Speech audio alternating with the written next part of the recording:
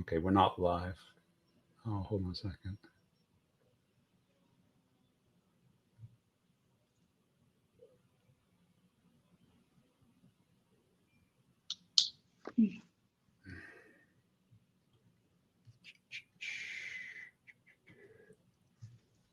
Okay, I just want to make sure I got an error message. Oh, okay. Make sure we're live. Let's see. Yeah, we're live. I'm sorry. A couple of comments. It's frozen though. Okay, just want to make sure. Technical difficulties. I can't tell.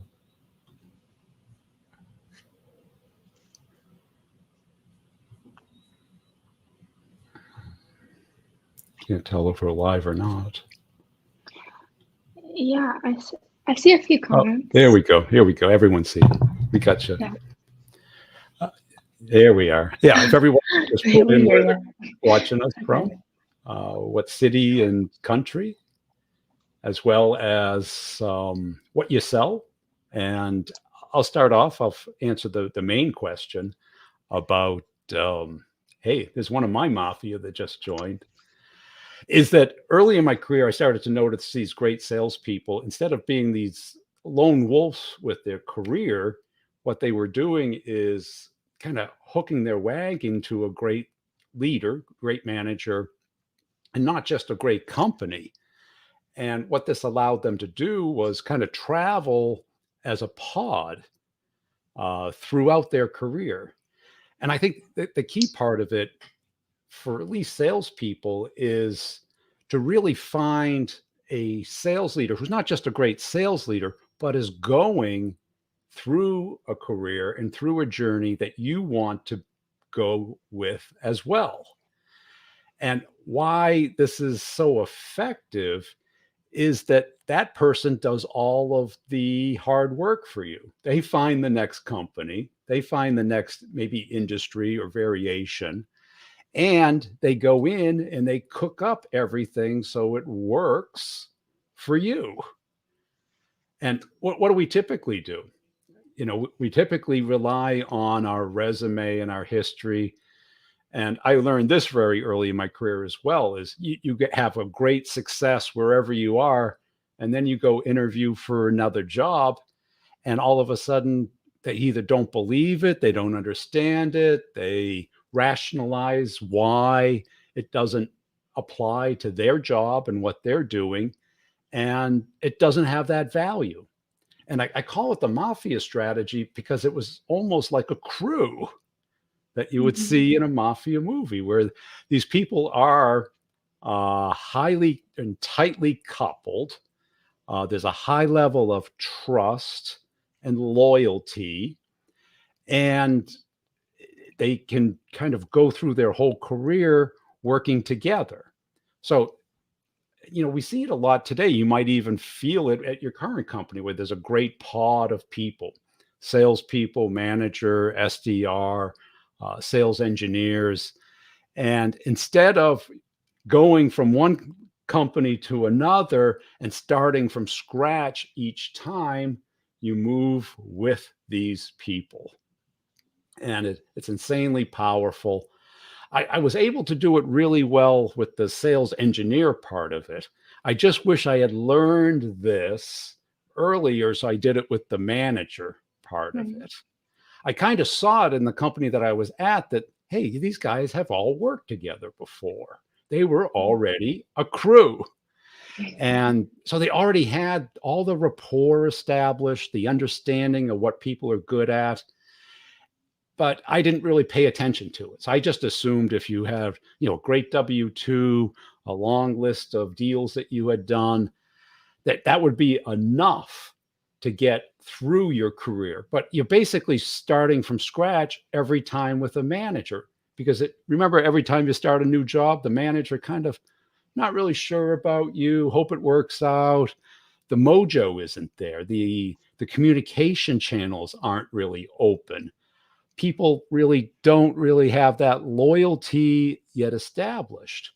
And the number one problem that I hear from reps is the relationship that they have with their manager, because both people are really not sure about each other.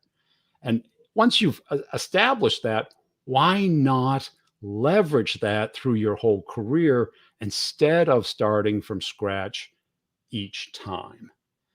And this is something, a lot of people are saying, well, how do I find that manager? Well, you got to look. You got to proactively go after and hunt out your crew and build your crew. Find that person who's going in the direction that you want to go. And the real benefit to you is they want to keep you in their crew, because if they became a man, they know this. They want to build their pod, and they want great people, and they want to keep those great people wherever they go. They don't want to have to hire again, train again, wonder if the person's really as good as they say they are, and then all of a sudden be surprised that they're not.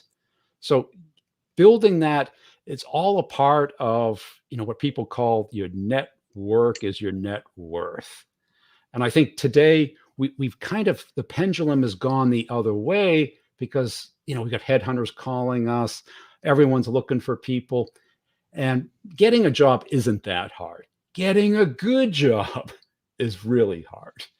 And getting a good job in the industry that you want, with a manager who's going to have your back and kind of make you part of their crew, because we all care about our comp plans, and guess who's going to fight for you to give you the best comp plan you can possibly imagine?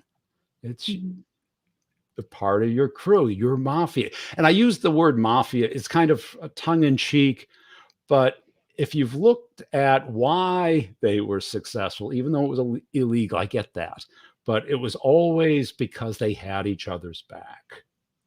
And it was a lifetime thing. Now, I'm not talking about lifetime. It doesn't have to be lifetime. But think about, wouldn't it be nice that, your manager just got a great promotion at a new company. Don't you want to be one of the people pulled along? Because they did all the work. They found the company. They got hired. They want to bring their soldiers along with them. And it is, I saw it work so many times with friends of mine, and I find I figured out late in my career, but if you can build this into part of your job search, and I know everyone says, well, are there any good sales managers out there? Yeah, I interview a bunch of them on the Sales Leadership Show. So listen to those. There's a couple hundred in there. That's all. But they're the ones that get it, because they're recommended by their reps. So I'll stop there. I'll let people ask questions. Oh, yeah, look at this. What was the next one, Bree? What should the priorities be when engaging a career?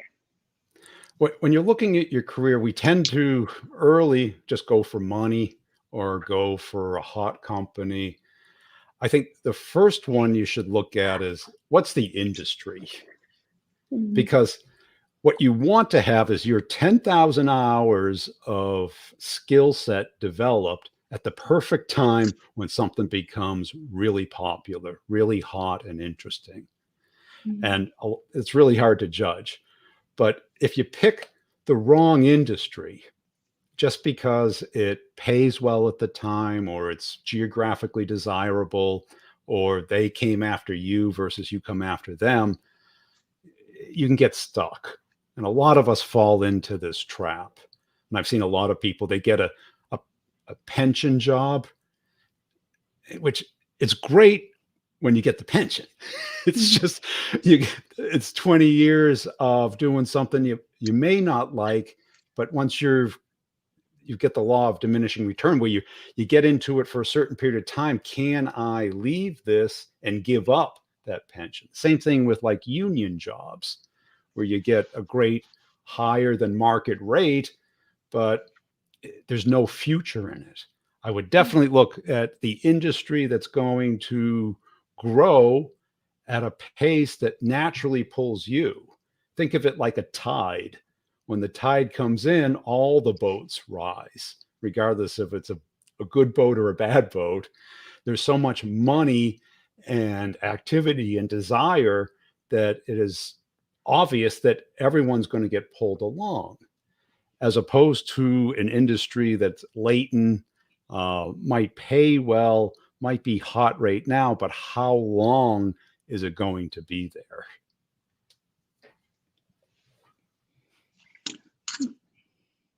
How can you tell if a company is a suitable match? It's never been so easy. The sites on the internet, you might get more disgruntled people and people who are paid to post 5 stars or 1 stars or whatever. Mhm. There's nothing better than talking to somebody who has left there, and really talk to them. Somebody that you hopefully can have an open, honest conversation, and find out, was it the company? Was it the particular manager? Was it the product? Was it the comp plan? If you see a lot of turnover when you're interviewing with a manager and they've only been there for 3 months, and Mm. is there no other rep that works there that hasn't worked with that manager in the past? Mhm. Might be a red flag, because there's nothing better than trying to get into someone else's crew. And this becomes counterintuitive, because most of us are like, well, it seems clicky. It seems crony in Mm. some ways. And it is. That's why it seems that way. And they almost make you run the gauntlet to become part of it, to prove yourself. And that's natural, because we are tribal creatures. But the point is to prove yourself and to become part of that accepted tribe, instead of trying to find yet another one that will appreciate you, because you're always going to be an outsider until you're not. And you kind of have to prove yourself no matter what. It's the same, that problem I was originally talking to, having success at one company. And I remember those interviews where there was somebody that you would never hire who is interviewing me. And I'm like, and they're challenging everything you have on your resume. And you're like, I really have to start back here. The point is, you do when you switch companies. So Mhm. you get that honeymoon phase, but it's short. And why do it repeatedly instead of doing it once and naturally following that rocket ship? Mhm. So Yeah, go ahead. that's good. Um, what should I do if I don't have a degree? Yeah. This brings up a lot of good points, because, certainly in sales, I did a poll with managers and about 85% said they didn't care. And then everyone says, well, HR cares. Well, this is why the Mafia strategy is so powerful. HR does not make hiring decisions. HR basically posts the requirements on the website. And guess where they get them? From previous posts or someone else's posts. The managers don't write the job requirements. A lot of people will say, well, it says MBA. Do I still get to apply? Yeah. And first of all, don't ever apply online as the sole way of getting a job. Contact the hiring Yeah. manager and work your Yeah, way. Yes. Because definitely. guess what? The hiring manager wants the best people. When my company got acquired by a huge company, and when I had an opening, I would get 50 resumes a day. And it was everybody from, Uber drivers to landscapers, and it had nothing to do with what I was hiring. So the best people, they start with their inner circle. They ask their tribe, their crew, who do you know who's great at sales or great at anything? So they move from the inside out. They don't go to HR and say, can you put a post up on the website? They all put posts up there because that's what they do. And when they get the resume, HR never reads them. They go straight to the manager. Some have these programmatic things that will check things on it, and you don't want to get stuck in that. What you want to do is connect with the people inside the company. And then they go and talk to HR, and HR just wants to make sure it's done properly, not done through them. So it really goes from manager, who do they know? Reps or crew, who do they know? If none of them know anybody, they call up a recruiter that they already know. And this is a huge mistake people make is when you get those calls from recruiters, most of us never return them. My career changed when I started to return them because I found out they became part of my crew. Mhm. I would talk to a handful of these great recruiters. They always knew the best jobs in town. They would tell me the closest to the truth as you could get before you go talk to them. And they had their eye out for me because they got to know, like, and trust me over time. And I became the person that did this certain thing in this certain geography. Mhm. And guess what I did for them? I connected them up with my tribe. I would give them two people that I know were looking or fit the profile that they were looking for. So when I say your crew, your mafia, look beyond just your manager. Yeah, it's the people that you work with, your engineer, your pre-sales people, your SDRs. But imagine being able to just move them as a full unit from one company to other without all that, you know, hiring and training cycle that just takes forever to do and is so error prone, and you end up starting over all the time. Wait, there's a recruiter on. Hey, get off of there. No, go talk to George. What is the best way to prep for an interview? It's never been so easy.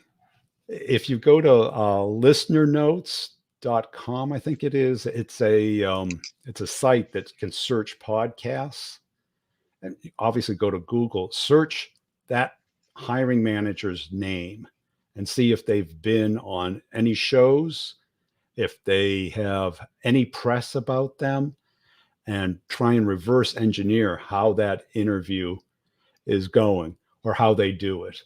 And almost every company's got somebody out there that's been interviewed. Also, connect up with the people who are already there and ask them, what's this manager like? What do they care about? What types of questions are they asking? Most of them, and this is what people don't get about the interview, they want you to prepare, not about you, about them. They want you coming in curious and interested in the company, in the product, and in the manager. If you're really good at interviewing, you can get the manager talking for 50 of the 60 minutes. And my best interview question was, can you describe the ideal candidate for this role? And guess what? They will tell you.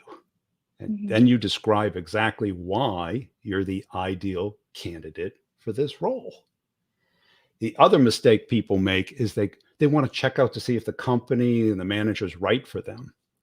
The time to do that is after you get the offer.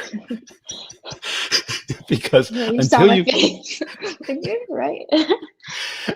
because until you get the offer, you have no vote in the decision other than to participate in it.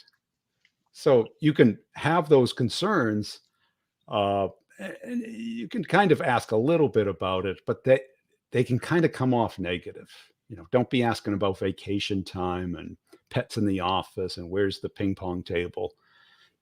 Ask them about the thing that you're going to do for them. What type of sales rep is successful here? What type of sales process, or what are your views on it? Dig into that. Well, the last person that didn't work out, what went wrong? Or talk to me about the rep that most ideally looks like the person who will be successful here. And those are, I'm just thinking off the top of my head. Those are the things that the manager will share with you because they want the best person. You know, yes, you got to prepare with the where do you want to be for 5 years and all of that stuff, and what are your weaknesses. And you can Google like the top interview questions that people ask. So there's never been enough information out there. There's YouTube channels. Definitely prepare for it. Maybe even have those questions and videotape yourself doing it as a way to prepare. And if you think there's something on your resume that's a red flag that they're going to bring up, make sure you can explain it and don't get caught, off. Make sure you really have your story straight there. We have a question from Mr. Davalos. Do you agree with if somebody offers you an amazing opportunity, but you're not sure you can do it, say yes, then learn how to do it later? If you're that type of person, right? I mean, if you don't think you can do it, you might want to at least talk through it there. If it's an amazing opportunity and you're willing to step up, if you're willing to do the work, and you feel you can do, when I say work, I don't mean just the labor, the 9 to 5 labor, but the after hours stuff of doing your own research, what I call the new smart, where you own the responsibility for learning and growing and stepping up to be the person that can be successful. Great. If you're the type of person that has to, be told to read a book, go to a room, take a test, or you say, oh, I need an MBA or some master's degree in this first, that's probably not the right fit for you. You got to be that self-starter. We have from Mr. Phillip, how do you market the Mafia Crew to a new company? Simplest thing in the world. Every VP of sales that I ever interviewed, they always said, do you have a pre-sales engineer that can come over with you? They all want the pod because guess what? There's no recruiting fee. There's no ramp up other than the product change. Everyone gets along with each other already. Everybody knows kind of the behavioral limits of what is acceptable. And, if the company is hiring a VP of sales, I would question the VP of sales that can't come in with at least one person. Because you think, didn't you have 10 people working with you before? And they might say, oh, we have a non-compete and all this crap. But we're all free agents. At least in the US, it's employee at will, meaning that you can leave anytime and they can make you leave anytime. There's mostly no contracts involved other than that.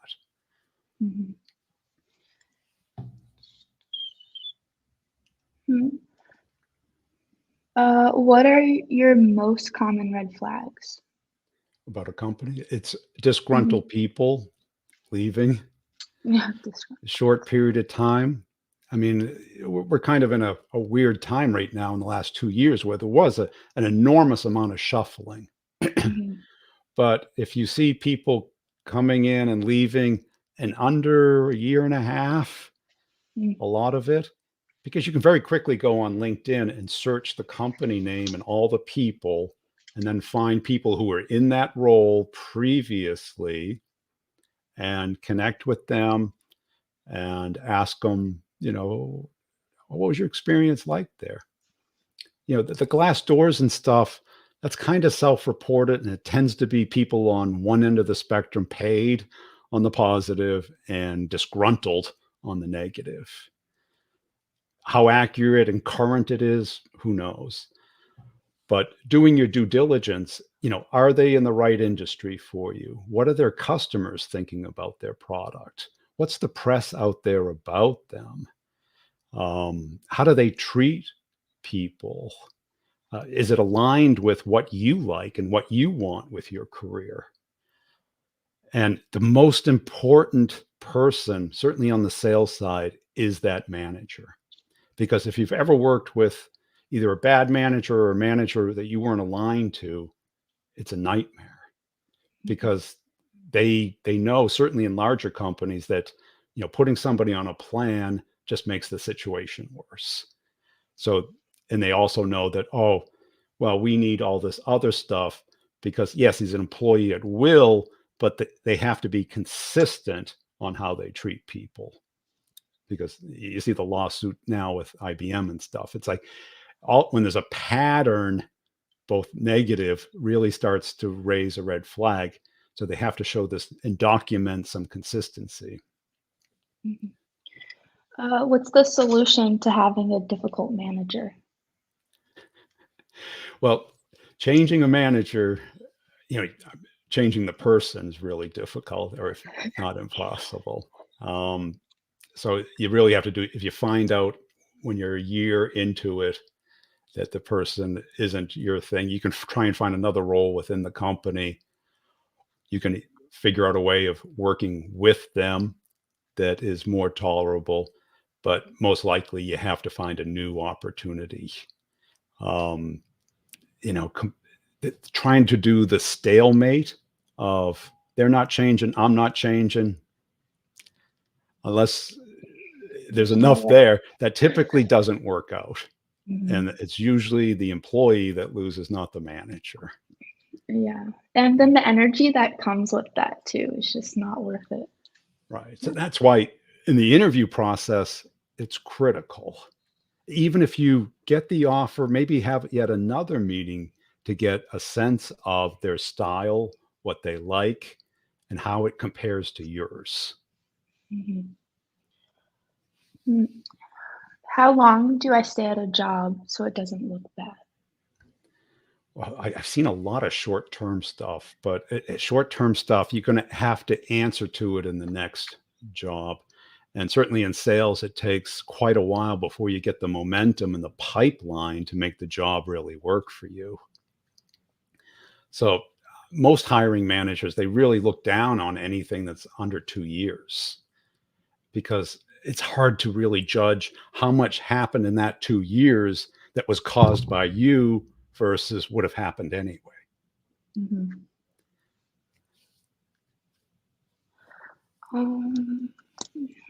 How do I find a great job? Great jobs, look for the people who are getting the results that you want to get. Whatever a great job is for you, make sure you really think it through, whether it's money, opportunity, and ask yourself, where am I going to most likely find this? Like if you want to develop a new product, going to a big company, there's a lot of ridges. Typically, the smaller the company, the more flexibility there is, the more uniqueness there is, the more tolerance there is for different personalities. And then the bigger the company is, it's usually the opposite. There's a set, rigid culture. I was listening to a podcast this morning when Google acquires a company. Well, they have to adapt to the Google culture. And, the CEO was the Waze CEO was saying, I was going to change that. Well, that didn't work because it's very hard to change a big company. The more people you have, the harder it is to change. So I would find the company that's the right size that would fit you and where you want to go and what you want to do. Because again, the manager is going to be that critical person. Never take a job where you don't have that mojo with the manager, because it's rarely going to get better than it is from that first day. Should you take control in the beginning of the interview and ask the questions you referred to? Yes. They're looking for you to drive the interview, certainly in sales. Yeah. Because if you go in there a wallflower, all, you got to get them talking.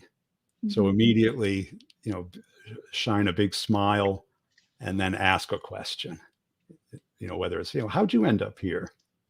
How long you been here? Why'd you come here? Get them talking, because what they'll end up telling you is the answers to the questions that they're going to be asking. Mhm. Just mirrored back. They want to hear that. They want alignment, and you only have an hour. And here's another secret. They don't read your resume. You would think that they would go through it with a fine-tooth comb, go on the internet, do some research. 9 times out of 10, they've glanced at it best and are looking for keywords. So if you have keywords, basically put them in there. Like if they're selling this type of security, put this type of security all over your resume, because that's basically how they're viewing it. And don't have that lull where they're looking at the resume, because they're going to be looking for issues instead of talking about what the job is really about. And guess what? At the end of every interview, what does everybody ask? Did you like them? Mhm. They didn't say, were they greatly qualified? How'd they do in the interview? Did you like them? Which is a feeling. So you've got to create the like feeling, which is basically rapport. And most people like talking more than listening. So just get them talking while they're looking at you, while they're interested in you. Does staying at one company for several years or even decades negatively impact future opportunities when it's time to move on?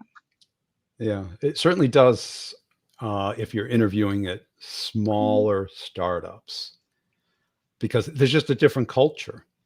And the thing that those companies don't get about the big companies is, even though you're a big company for 10, 20 years, you probably had 5 to 10 different jobs there, and a bunch of different managers and a bunch of different responsibilities. But they don't see that. Even if you list them, they're not going to read that. They're going to see, oh, a big company. And with that comes preconceived notions. So if you get the opportunity to interview, make sure you're aligned with them, why they went there. So it can affect you, but you also got to say, well, why were you at that company for a long time? It might be a great reason, and it might be a great reason to stay. And it also is why the Mafia strategy works so well, is that the next step is already helping you by other people. They've already figured this out. And guess who's better judge of companies than you? Somebody who's been doing it longer, your manager. So if they are usually very good pickers for what company to go to, especially if you're in the startup game. That's half the problem, because they all look great from the website and the internet. They got great press, great website, raised a lot of money. Doesn't mean they're going to give it to you, but there's lots of potential.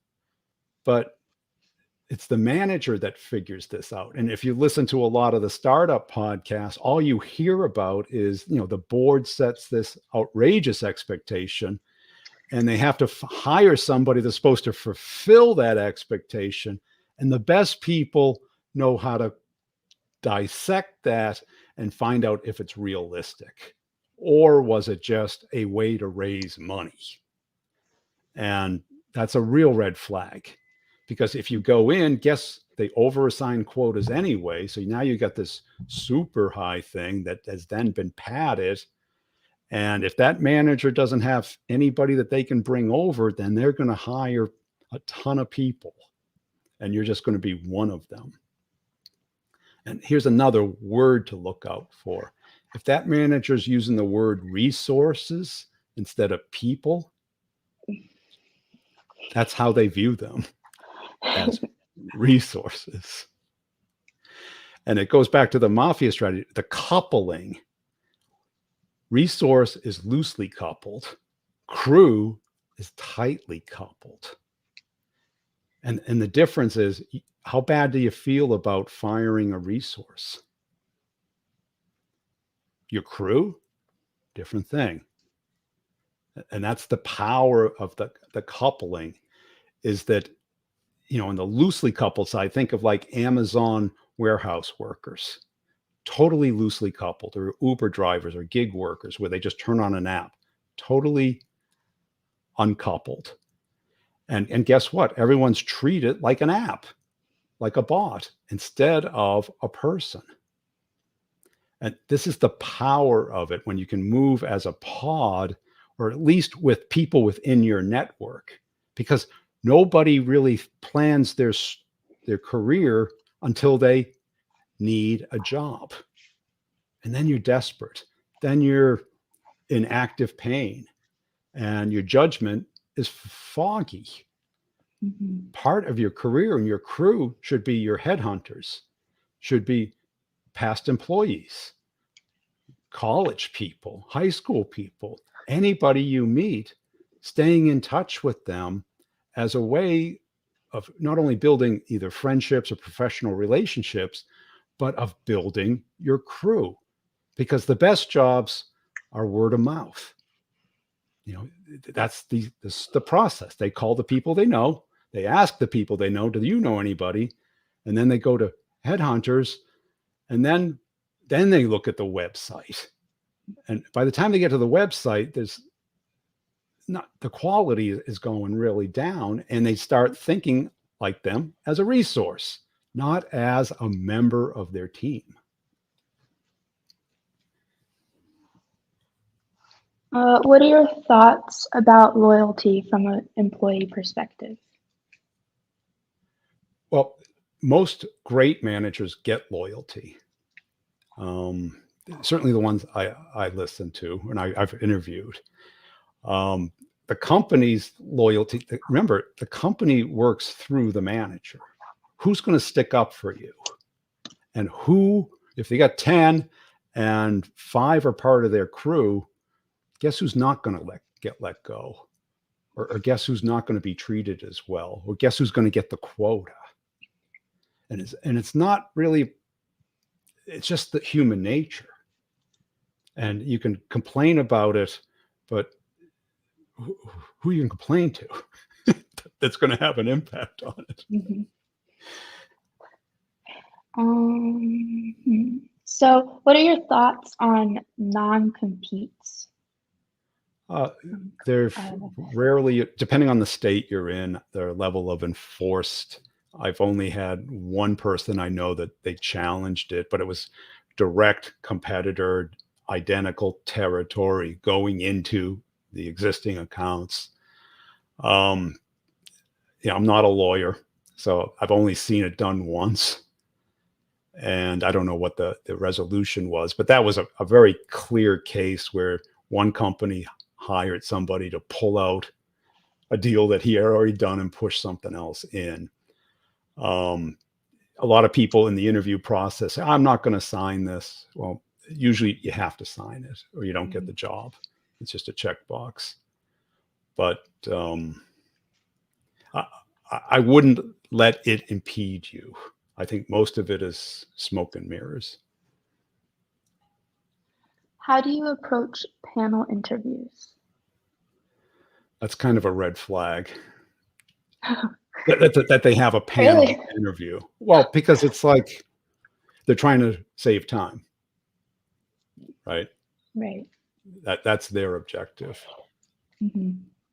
So, does it mean you don't go on it? Mm-hmm. It depends how badly you want the job. If it is a panel interview, then you got to prepare even more. Try and identify who's most likely going to be on that panel. It's probably someone on the team, clearly the manager, maybe their manager, and some other person that you'd end up working with. And it's the beauty contest type of thing. So they're not telling you what they're looking for, and you're trying to guess. But I would only do it if you really, really want the job. And a lot of people have you come back and present their product. Mm-hmm. The secret there is they don't care how well you present the product. Most likely they care about how well you take feedback about presenting their product. And the key there is take the feedback and ask to do it over again, applying that feedback. Then you get the offer. because everyone is looking for somebody who's coachable, somebody who hears and understands what you're doing and gets it and takes action about it, as opposed to somebody who's rationalizing why they did it the way they did. Doesn't matter. They don't care.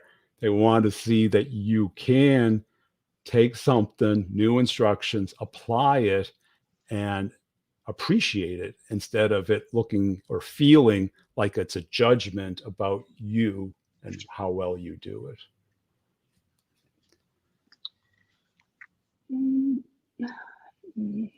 Jason wants to know, should I present a plan prior to proposing I relocate to a remote office or work from home situation? Or should I just tell them I want to work remotely and let them guide the next steps? I think it's pretty common today. You can see what other people are doing there. If it's, I would get the offer first, because if you don't get the offer first, it comes across as less than 100% committed to it. Mm-hmm. In the hiring process, they want to hear 100% committed to it. Once you get the offer, then you can explain your plan and why work from home or relocating or traveling is less effective. What are some tips for a first-time manager in business development? I would really listen to the sales leadership show or any sales leadership show, because hearing other sales leaders, these are the classic mistakes.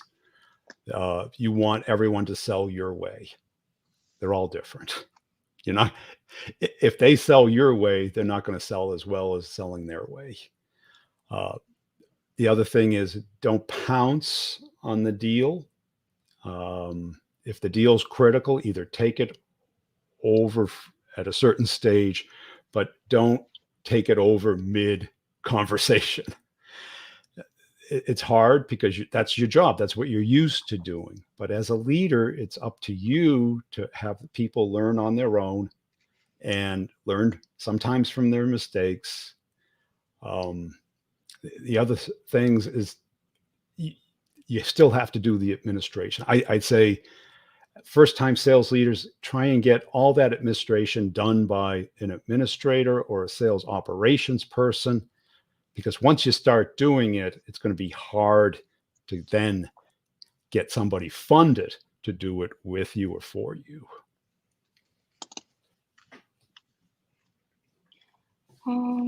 Mr. House wants to know some good talk tracks and strategy for deals that are vague on timeline and a bit silent but seem like a great fit.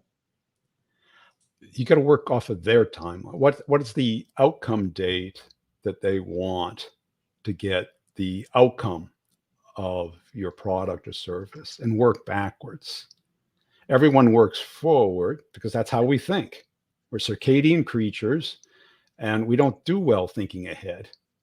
That's why people don't save for their retirement, all of these things. You got to work back from the outcome that they want to create urgency so that they will work with you. Too many of us, we think about, it's a match.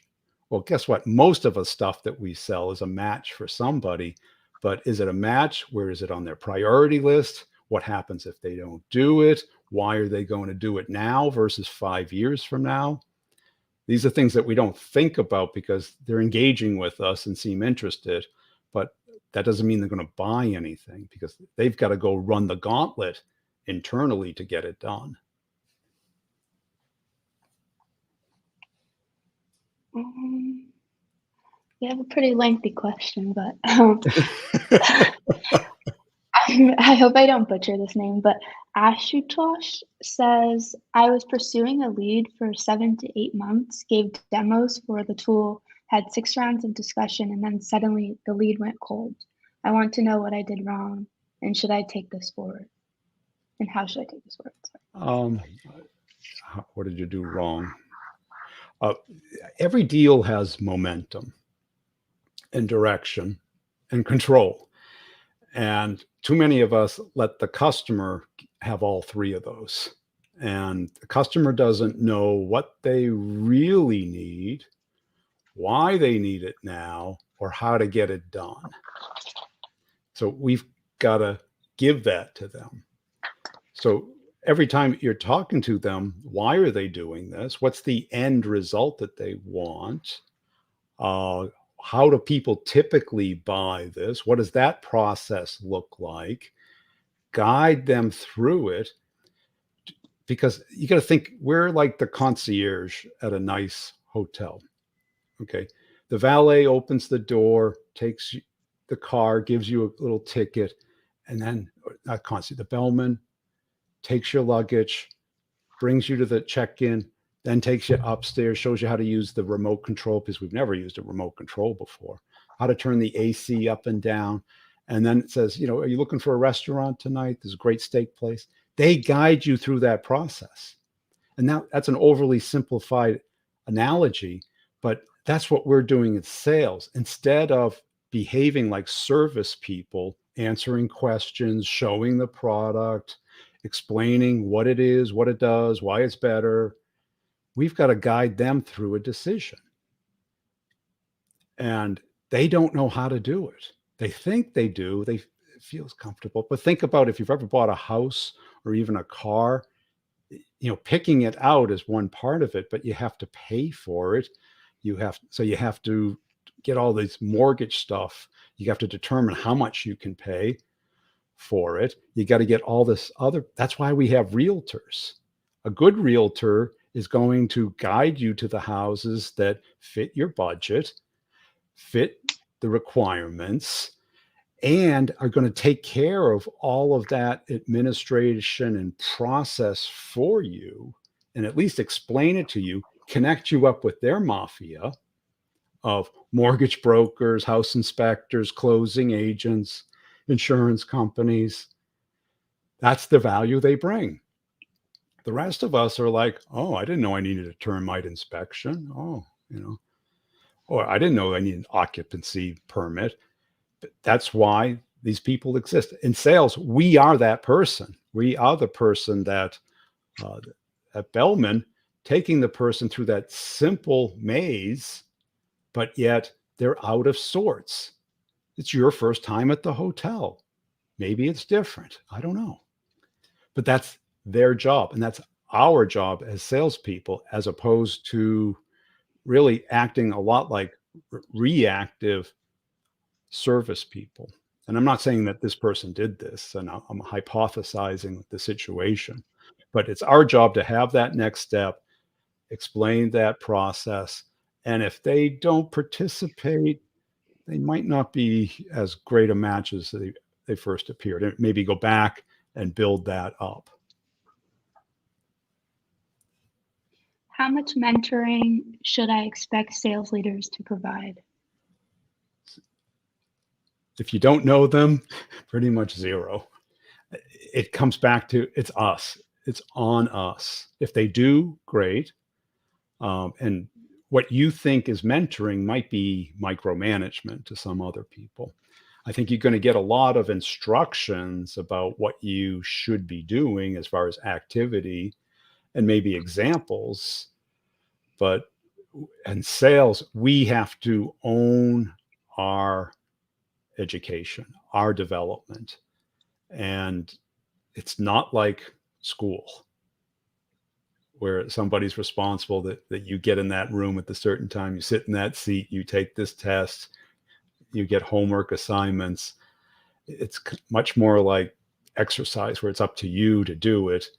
And we would like a personal trainer, but I don't see many people raving about the mentoring. But you could find out from the other reps what happens there. And is this person qualified to be a great mentor? Do they really know and can help you through that process? And do they communicate the way you want? Do they show and then explain, or do they just tell and force? You have time for one more? Yeah, one more. How vital are business development representatives to an efficient lead gen model? If they're good, yeah, I mean, because today we've got this huge breakdown because B2B marketing has become less and less effective because, ads, everyone's sick of ads. We all have preemptive things on our phone. We have caller ID on our junk mail for email. On our social, we can block and unfollow people. So the business development side of it is critical, and everyone's doing it wrong. Everyone's pitching, they're basically just doing the one-to-one commercial or one-to-many commercial in person. They're not building a know, like, and trust relationship with people before talking about themselves. We've got to really develop this skill because it is a skill. And what messes everybody up is that works at the unicorns. People that might have an amazing product or great product market fit or great brand recognition or category dominance. But that's much more like order taking and account management versus business development. If your market doesn't know your company's name when you talk about it, for whatever reason, too early, if they don't know about the problem that you solve, if there's no curiosity or active pain around that, that is real selling because somebody has to create that. And you can wait for the market to develop, but that's years. To get months and quarters done, it has to be almost one-on-one in a very creative and effective way. Okay. I appreciate everybody showing up today. I'll save this and put it up on my YouTube channel. If you just go on YouTube and search Brian Burns Sales, it'll be there. And we'll see everybody next time. Thank you.